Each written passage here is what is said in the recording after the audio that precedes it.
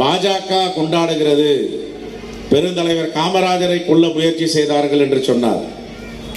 எல்லோரும் கொண்டாடலாம், அதில் தவறு கிடையாது. ஆனால் கொண்டாடலாம், சொந்தம் கொண்டாட முடியாது.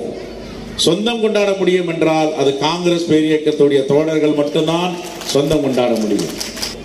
ஒரே ஒரு தமிழன், பச்சை தமிழன் அகில இந்திய காங்கிரஸ் கமிட்டி தலைவராக வந்தார் என்றால் அது பெருந்தலைவர் காமராஜர் மட்டும்தான்.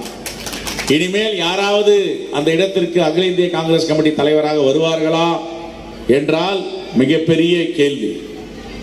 அந்த அளவிற்கு படிக்காத மேதையாக, தியாகசீலராக, முதுபெரும் இந்த தேசத்தின் தலைவராக, தியாக சிம்மலாக, தன்னைத்தானே இந்த மக்களுக்காகவும் தேசத்திற்காகவும் அர்ப்பணித்துக் கொண்ட பெருந்தலைவராக அவர் வாழ்ந்தார்.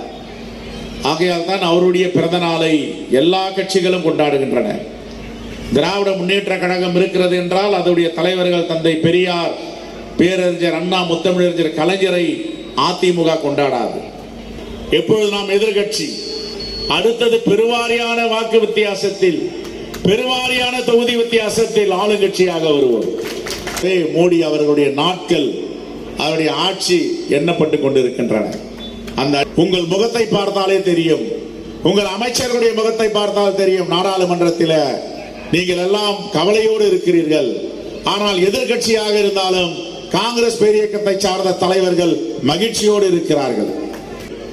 வாக்கு வங்கி கூடினால்தான் நம்முடைய தோழமை கட்சியான இந்தியா கூட்டணி, திராவிட முன்னேற்ற கழகம் உட்பட அவர்கள் வலிமை பெறுவார்கள்.